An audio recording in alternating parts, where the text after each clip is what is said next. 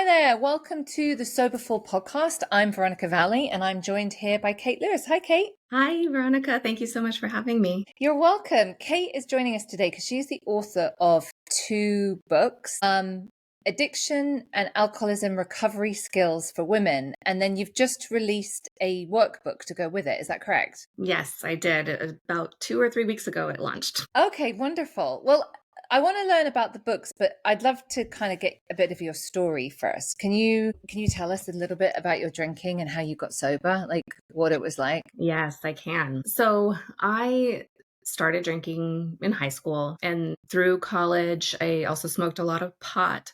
Luckily, something in me never said yes to the harder stuff. I think that there was some angel there with me, because I do not think I would be here today.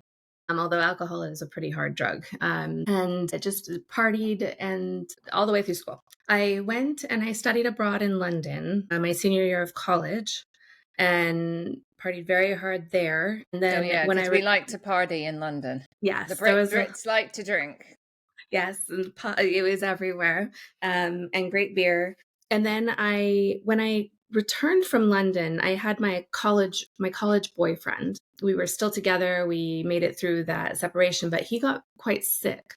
And September, he woke up one day and he was just kind of like, "Oh, my back hurts." And by that following June, he passed away. Oh my God. So I had no idea how to cope with that. No clue. That's terrible. Was it cancer or? It was a benign tumor inside of the cervical part of his vertebrae. Wow. And so it was the location, and it was growing rapidly. And he just went from a walking hot guy to a paraplegic hot guy. And then he one day suffered several massive strokes, which put him into kind of a comatose stage. And I was called to the hospital, and I got there and he was surrounded by family who were closer by. And I ran up to him and he held my hand and he started to grunt, and he was able to squeeze my hand a little bit. And his entire family freaked out because he had been completely unresponsive. And so they thought he was going to be coming back, and they started saying, "Come back to us, come back to us." And then I asked for a moment alone, or they gave me a moment alone. It was a long time ago, but I had a moment alone with them, and I gave him permission to go. I said, "This body isn't going to work for you anymore." And I said, "You have to promise that you will come back and you will tell me that you're okay." And within an hour, he had his last breath. And I had no idea how to cope with it. And how old were you? I was just shy of 22. Oh, yeah. That's really a lot. Yeah. And having been already drinking and partying, my emotional maturity was already stunted, and I just did not have the tools to cope with it. So I started drinking a lot, fairly scary amounts, for a few years. And then it actually kind of ebbed, and I got to working really hard and exercising a lot. So I switched. My focus switched. I just listened to one episode of yours about codependency. My codependency switched to exercise and work. And then circumstances changed, and then my drinking returned, but in a worse way than it had ever been. And I became a maintenance drinker, which is essentially around the clock drinking, maintaining a buzz. Right. So at that, I wasn't getting hammered or wasted, but I was consistently buzzed to cope with just my existence. And November of 2014, it was Thanksgiving, 2014, I was visiting my family, and I hadn't had as much as my body was used to, and I fell on the floor and had a seizure in front of my family. They had no idea I had a problem. So, and how old were you? I was at that point 32. Yeah, this is really important to underline, because I say this to people, like you need to check with the doctor before you stop drinking. And people are like, "Oh, I feel like, I've done January, I'm fine." But you can be young and have an alcoholic fit. Yes. And especially if you're drinking regularly. Yeah. But our bodies are so different, and it's nothing to be ashamed And just because you had like a few weeks not drinking last year doesn't mean you'll necessarily be okay this year. Now, you were young and they had no idea what was wrong with you. I didn't know I had a problem with alcohol. So this happens also a lot, is then like, say somebody like will have like a car accident or some reason they're hospitalized and then they have withdrawal, and they're getting tested for epilepsy and they're having MRIs and it's alcohol withdrawal. But nobody knows. Oh, that never even occurred to me. That makes a lot of sense. That's happened to more than a couple of clients where I've said to the partner, you need to tell them the dependent, because they'll probably go into withdrawal and they won't know what that is. They'll think it's like epilepsy. They'll do all kinds of brain scans. It's just alcohol withdrawal, right? Which can be managed with medication really easily. Yes. And I did have future, because this wasn't the last time I drank, I had future medical detoxes that were managed with medication. Okay. So were you hospitalized when you did that at home? I was. I was. So I was at my parents'. I wasn't even where I was living, which was San Francisco at the time. And I went to the hospital and I was in an induced coma for 6 days. And then I barely remember getting to the detox place, and I barely remember going to rehab. And finally, the medications wore off and I realized where I was. And then I convinced everyone that I needed to go home. I left early. I was there for 2 weeks. Wow. And I was mortified. I was so mad. I was so mad that it happened.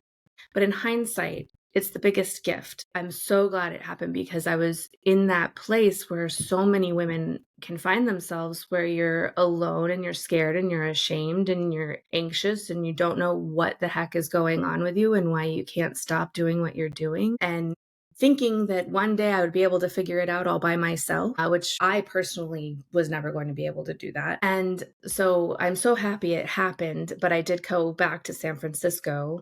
And I went back to my old ways. And it was about 6 months later. So you started drinking again? I started drinking. What did you think the problem was? Did you think like, oh, they all like, because 6 days in an induced coma, like what did you think the problem was at that time?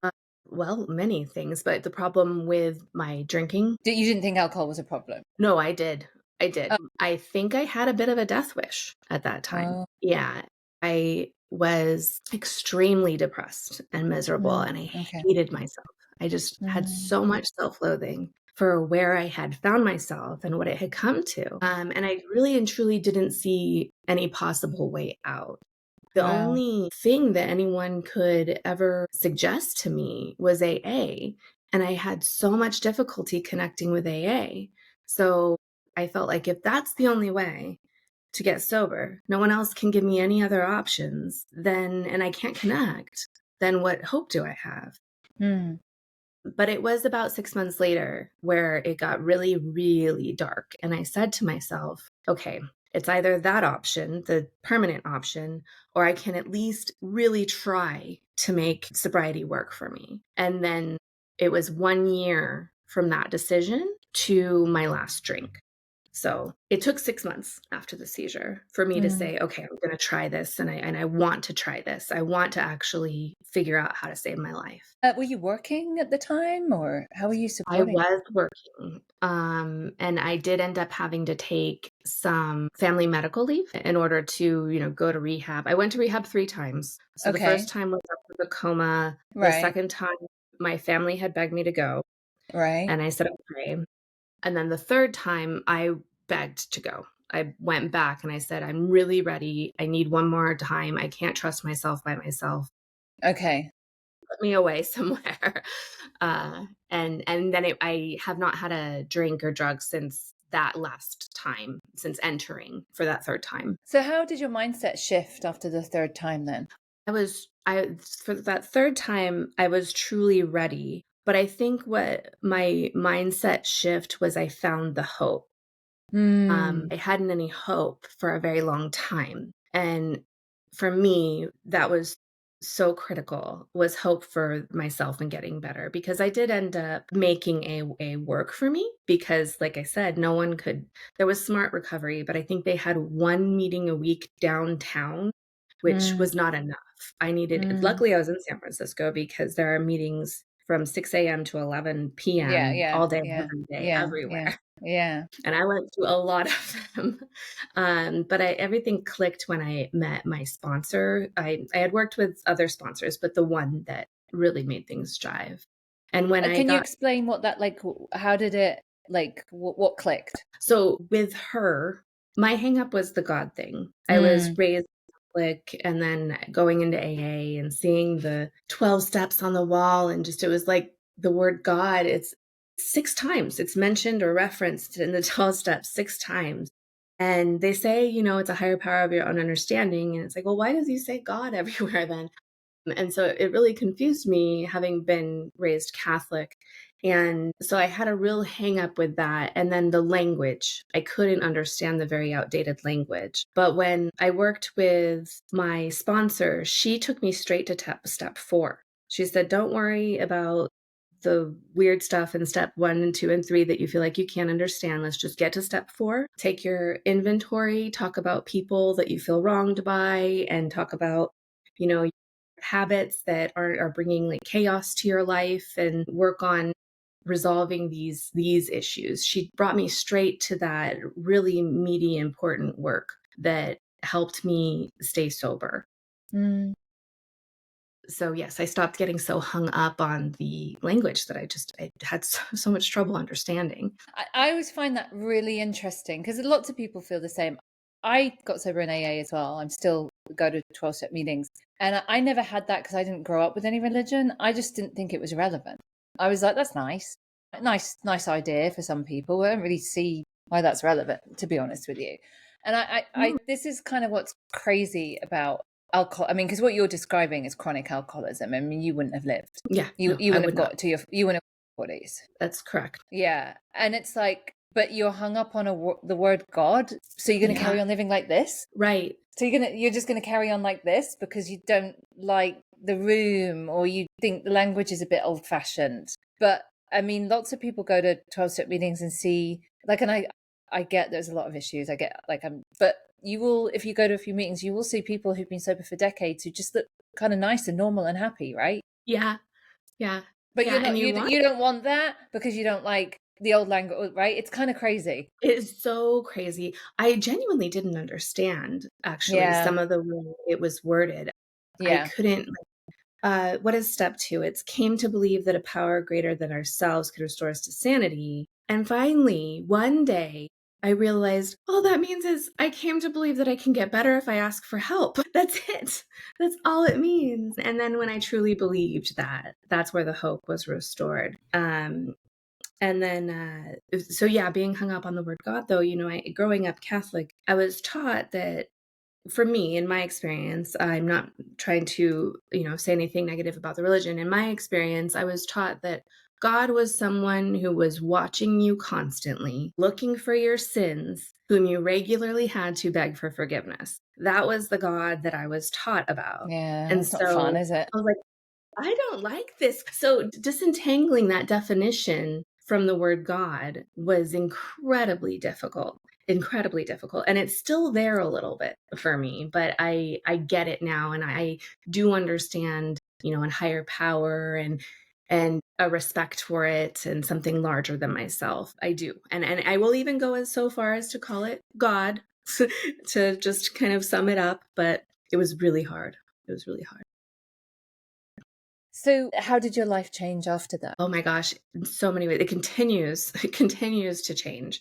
I moved. I had to create space between San Francisco and myself. It was very just a triggering place for me to live. So I moved. I was able to find a new job in the same company, another branch in another city, where they had no idea about that. And so I started there, and I was about 6 months sober when I started there, and I was pretty solid. I was feeling good, and I got my career back on track. I kept on doing the next right thing. I love that saying and that phrase, just keep doing the next right thing with what is in front of you right now. And just think that way all the time. I actually talk about that in kind of mindfulness and my book, and actively being mindfulness, and talking about, there's some workbook exercises in that regard. And then my now husband, who was my then boyfriend, also got sober, and we ended up getting married, and we have our 2 little boys now. And my career is very much on track. And there are just so many gifts of sobriety and being clear-headed. When I was a little girl, I always would say, I want to be a writer. And I didn't know what it was going to be about. I didn't think it was going to be about this. But now I've written the books that I always thought I would write. And life just continues to become more and more amazing and wondrous. And it's a playground. Life is just a playground now. What a miracle story. I'm really you have really clearly shown in your story, because I always say that sobriety is just a shift in perception. We just see everything differently, right? And when you were in the drinking and after you'd had the coma, how you saw the world, right? It's insane. How we see things, is not how they are, right? And then you had the same thing with AA and sobriety, and then you saw things differently. And then and then we look back, don't we, and go, what the hell was I thinking? But at the time, how we see things, we think that's how it is. Yep. And it's not. Such blinders. Yeah. And so we got to kind of accept that how you see things right now may not necessarily be how they are, right? That may not be, it's a perception, not a truth. Absolutely. And be open to other ideas. Yeah. So tell me about the book. Tell me what's in the book and why you wrote it. So I wrote this book. It is geared toward women who are in that place of feeling alone and not sure whom to turn to. Perhaps their family has no idea whether or not they do, but they're in that active alcoholism, or they're just trying to get out of it and they keep stumbling. Or maybe there are people who are under a year sober and they just still have horrible, horrible cravings.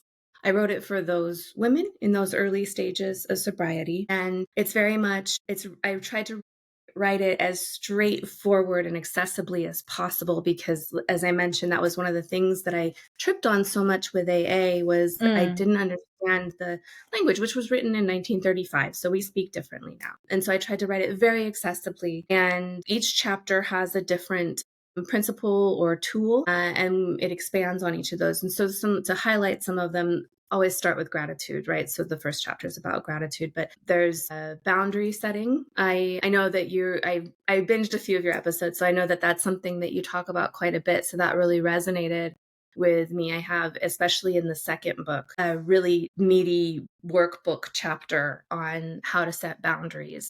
And, it's interesting. I didn't put this in the book, but I realize now that, setting boundaries doesn't have to happen with just the people in your life. You can do it with yourself and places. Like I set the boundary moving from San Francisco. I have a boundary with San Francisco. I love San Francisco. Also, brutal honesty. So just several tools, just filled with tools to help women in those situations quietly climb out of it if they need to, if they're still in that place. And then also how to find community and what the right community is for you specifically. I really stress in it that it's a roadmap to finding an individualized path, because no two ways of getting sober are the same. Well, yeah, thank you. That sounds great. Yeah, you're right. I mean, we just have to keep the community part is just so important. Like I stress that loneliness is one of the biggest engines of alcoholism. The two engines I think are loneliness and fear, but loneliness, it'll get you. Yes.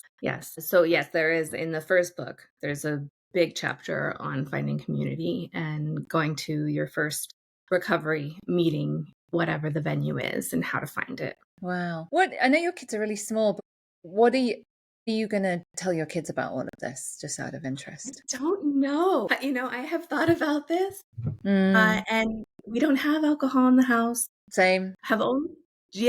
They've just recently They're just not around that. We don't have celebration. We just alcohol just doesn't exist in our world. And my kids just don't grow up with that. Yeah. So I don't know. I haven't solidified. I'm curious what you have told your children about it now that they're a little older and they've probably seen it a little bit more. My kids have barely even seen it. Yeah, I mean, well, because it's always been my work. So I remember when my youngest was about 5, like, so some conversation about my work, and I said, oh, I help people have, like, who drink too much, stop drinking. And so he did a poster with a bottle saying, stop. Like, he just did a poster for me. So this is for everybody. Drop it in naturally as you go along. There's several things. The first thing is because there's a fentanyl, like we're doing education about fentanyl. So we do talk about that, about never accepting a pill, that like it's likely you may be around people who will say, oh, this pill will help you study more, or it will help you sleep, or it will help you have fun. So we talk about that and being very strict with medication. So we talk about that, like as and when. Like sometimes they'll be like for instance, like when they're really sick, like, you know, when they have the bug and they're throwing up, like I'll say, that's how mummy was when she was hungover. I would drink and then I'd feel like that for 2 days. And they'd be like, why would you do that? Like, that's mad. Oh, that's a good one. Yeah. We talk about, because my husband barely drinks. He partied in college like most people, studied, graduated, and then pretty much when he started working at 23, that just dropped the way off. And he probably has maybe 4 drinks a year, if that. Wow. Probably even less now. Like he would never come home and crack open a beer or whatever. But his mother died of alcoholism when she was 38 in San Francisco, when he was 8 years old. So he talks about that, about not having had his mother, and that too much drinking killed her. So we've talked about, you know, again, when it comes up, like they have, you know, my husband's eyelashes, or they have my color hair. And it also means that you probably, because it comes from both sides, a genetic disposition to like you not having a normal relationship with alcohol, if there is such a thing as a normal relationship, right? That even though daddy didn't, and my husband has 2 older kids as well, and both of them seem to be fine too. Like it can skip generations. Like you need to know, you have our eyelashes and our hair, you may have this. So I think you just have to keep dropping it in when there will be just moments, and you can just say, like, you don't sit down and lecture them, you just drop in a little thing. Yeah. We were at dinner with my parents, and my parents ordered a sangria to share. And they were talking about what was in it, and my 5-year-old said, when can I drink vodka? And we said, well, when you're very much an adult, 21, you can try it. Mommy and daddy can't drink it. It makes us very sick, but you could try it when you're an adult. And so I did make sure to say, mommy and daddy can't have it. Yeah, I mean, I'll let you know how I go on. I'm in a 30-year experiment here. I mean, it's the one thing that really does scare me. Yeah. I think it does everybody who's like got sober and then have kids. I mean, the thing that does scare me is the fentanyl, like that, like being really kind of embedding that, like every time, like they get either prescription medication or they just need a Tylenol. Like I go over it. You take it as directed. You don't take it from anyone else. You have to follow the instruction. Like I just try and embed that and embed that and embed that.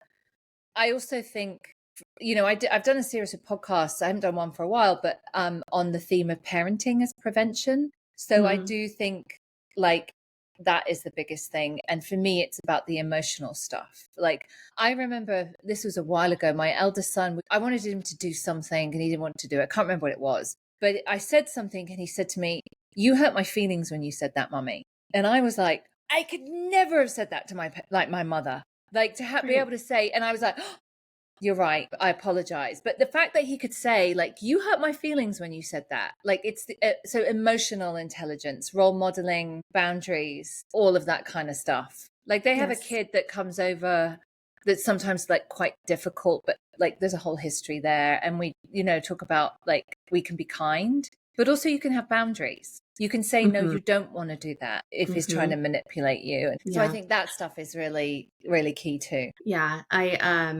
see some of the kids shows that are available for my children right now, and they talk about emotions and they go over emotions and that it's okay to feel disappointed or frustrated. And here's what you do when that happens. And I almost tear up. I'm like, so wish I had that when I was younger. Yeah. It always felt like this tangled black ball of confusion whenever I felt any emotion, even happiness. I didn't know how to parse anything out and deal with it in my head. And that's what it is, really, isn't it? The reason that you and I became alcoholics is because we outsourced the management of our emotions to alcohol. I simply did not have any other way. Yeah.